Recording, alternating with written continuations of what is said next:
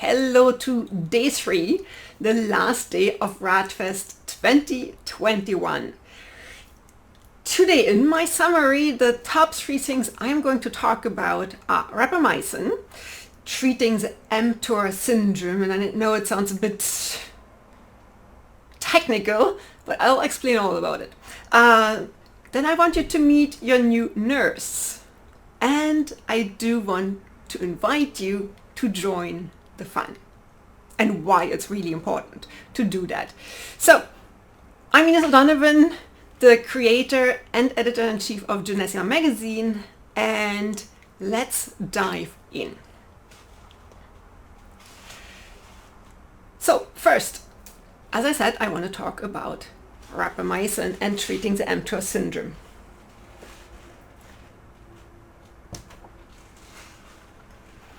So while this loads, so basically imagine your body uses all the good nutrients you give it, right? You are doing that.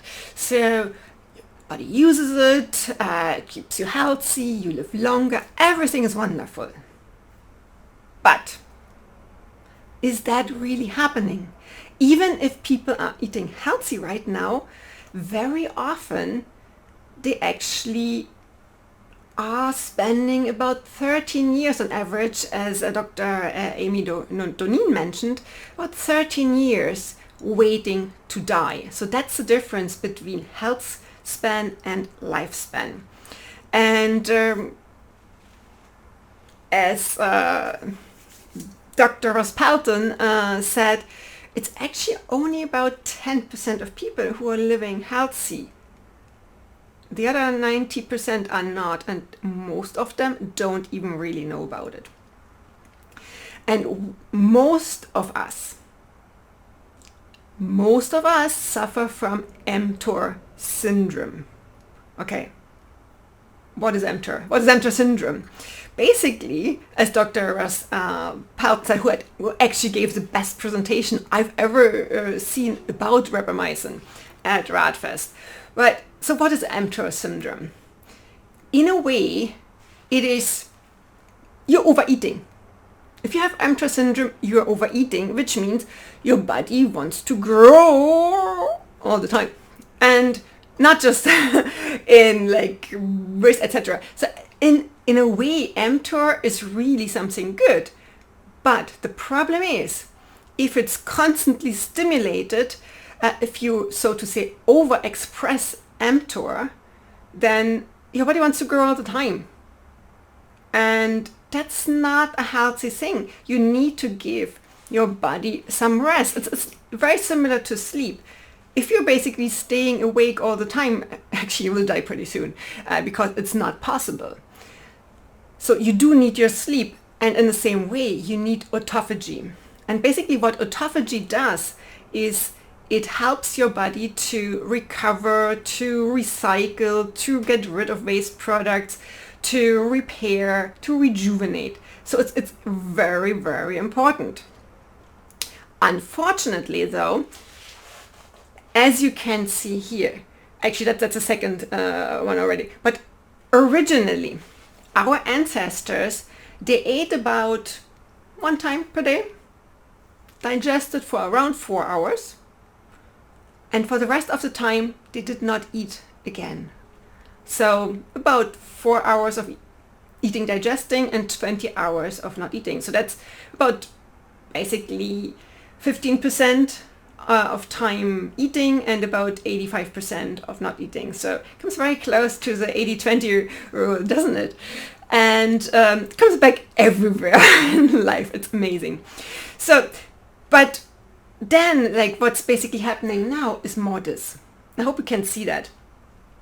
So basically the Emptor Syndrome is like most of people eat for around 14 hours a day, which means only about 10%. 10 hours of the day you're not eating. Many people actually eat much longer. And I've done the test with a few of my Genessima women to actually let them track when they eat something.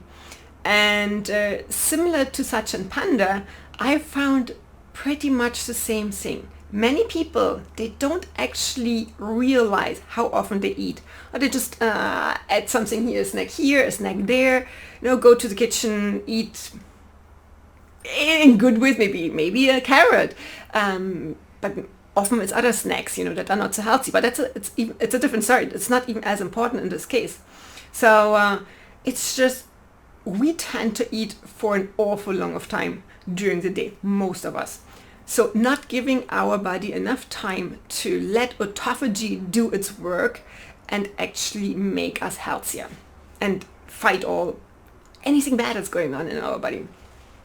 So it's not surprising that our body has evolved into, or that we as humans often have evolved into, what he calls Homo obese. And one of the things that has made a huge difference and has been talked about a lot is intermittent fasting. So and it's not surprising that so many people are healthier and feel better doing that, because that brings in that autophagy. The problem though is with intermittent fasting, there were a few clinical studies that actually showed that a lot of people cannot stick to intermittent fasting. They're not able to do it. And that's where rapamycin comes in. Rapamycin helps to actually, in a way, get you into autophagy more often, even if you're eating. And it basically reduces the Emptor Syndrome. It lowers, it inhibits mTOR to a certain extent. And there is research that he mentioned that basically anybody who was taking rapamycin, it increased the health, and across the species, no matter what species, life was extended by 25 to 40%, independent of species. That's a ridiculously high amount of life extension and being healthier. So it's not just living longer and then suffering longer. No. It's about living healthier all the time that you live, and live longer. So the problems with rapamycin, in a way, it has been put into the wrong buckets. And it's misunderstood because of that. So one of the things that you hear again and again, that's what a lot of doctors are going to tell you if you ask them about it, is, but rapamycin is an immunosuppressant. It had been used in the industry for people who got organ transplants so that the body does not reject it. So yes, it was seen as an immunosuppressant, but actually what we're finding out more and more is that rapamycin is actually an immunomodulator. So it's not suppressing, it modulates your immune system. The other bucket that it has been put in that's highly related is it has been declared as a drug that you need to get on a prescription. And obviously that makes it really difficult to understand, or not to get, because like if your doctors don't understand that it's actually working as a modulator, they don't understand a lot of the research. We don't have enough research to prove that it's working, even, to just in general to be healthier, even for people who are just aging. So we need more research in the area to actually prove this to doctors, to convince them from that side. Even there are studies, so good doctors will actually understand that already, and they will look for it, and then also prescribe it. But it's also, rapamycin is not the cheapest. So metformin, for instance, is significantly cheaper. And much, much cheaper is intermittent fasting. So maybe you go with that for now. Okay, it's a wonderful topic. But let's come to the next one. And that one, I was super excited about it when I saw that. Let me see if that... Do you see... There. Can you see Grace? So, Grace might be your next nurse. So imagine you go into a hospital.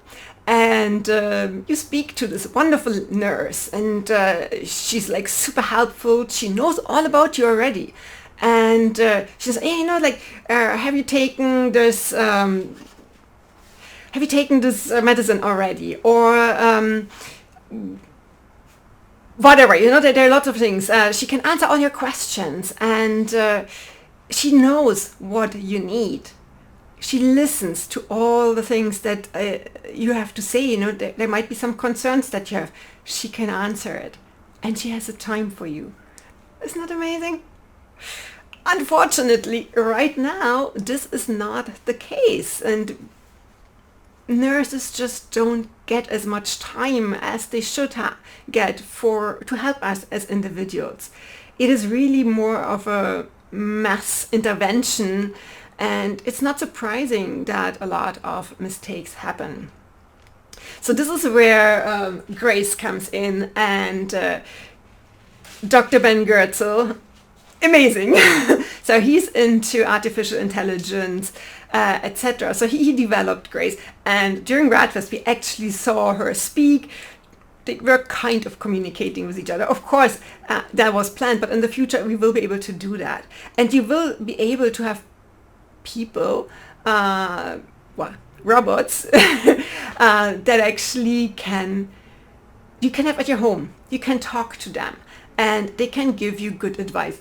Maybe not in form of a person at first, or for sure not in person at first, but I mean, if you would have seen her move, etc., it's absolutely impressive. So this is our future, and I personally can't wait for it, because this will help us to overcome a lot of the hurdles that nowadays are put on nurses, but also on doctors and other professionals, that they can't take the time. They don't have enough time. It's just like, even if they would want to and would study all the time, they don't have the possibility to read and digest all the information, work with patients, etc. So we need help with that. And there's a lot of stuff happening. And when you think about rapamycin, for instance, there's a lot of stuff happening right now. What can you do right now? What is the next step? What is the latest research? What does that mean for you exactly? That needs to be translated. So all that AI will be able to help us with, and it will liberate doctors, nurses, etc. to become actually free to care for you as a human being. And maybe maybe not in COVID times, but when we're hopefully back out, maybe we get a hug again. How often do we get a hug? We need hugs. I need hugs. I'm sure you do as well. There's plenty of research that shows that getting a hug and giving a hug is super, super good. Super, super healthy for you. But I'm digressing. This is the future. This is going to come. And even though some people say, well, that's awkward and it's not great, you'll see. Once you have it, it will make all the difference in your life. There's so many things that people believed are not good for them, and now it's just normal to do it, normal to use it. So, your future, my future as well. Let's come to topic number 3. I want you to join the fun of living healthier, living longer. Maybe some of you want to live forever, or basically indefinite, let's say it like that, because there are always accidents that can happen, etc. But just imagine, kind of, if you want to actually really truly live healthy, and you want to live longer, healthier, kind of, if you're in a situation where you have people around you that inspire you, that motivate you, that maybe guide you, that share some of their own experiences, then you're feeling much better. Unfortunately, nowadays, because yes, we are still in the minority. Now, we meaning people who have decided, I will live healthier longer. And I want to live to 150. So at least. It's like maybe indefinitely. I don't know. And to be honest, it doesn't matter to me right now. And maybe for you, it might be to say, okay, like right now, living to 100 sounds really good to me. Or just living healthy until my last day of the life. So, it doesn't matter where you are in the journey, but it's really important that you have the right people around you. we have too many people who can't even imagine it. They can't imagine that they can make a true difference to their own health in the first place, and definitely not to their lifespan, lifespan in general. So this can become very discouraging, especially if you do experience some issues, some problems, which we all do at some stage. But if you have people around you like, yeah, I told you, or, of course, yeah, it's just a normal part of aging, as unfortunately so many doctors keep telling us, that's just a normal part of aging, don't worry about it. And I was like, you don't get a treatment for that because you're too old for things. Like, if you would have been 20, I would have done something about it. But now, you're 50, you're 60, whatever. It's like, we don't do that anymore. You're too old. It drives me mad, actually. Anyway, so... But if you have people like that around you, it can be discouraging, and some people just give in at some stage and say, maybe they are right. But no, they are not. Any change that way you say, okay, actually, I know I can do something about it. I can be healthier. That will make all the difference. And there's plenty of research that shows that your mindset defines how you live your daily life, and that defines then how healthy you truly are. Even if you are having problems, if you think, yeah, of course, I'll get over it, I can do something about it, you will be so much better immediately. It's just incredible. It's not always easy to do that and to keep that mindset. And that's where it's really, really important to have the right people around you. So this was then a bit of the discussion that was going on here with Ilana Lear, with Joe Baden, with Gennady Stolyakov, with Neil van Diri, Jose Cordero, and Maria and Craig Abramson. So we're talking about basically, okay, what can we do in order to share the message? Because yes, it's possible, and we want to help people. So what is possible? So if you, in the first place, let me just summarize that in my own way, what I've said. So in the first place, like three steps, it's really simple.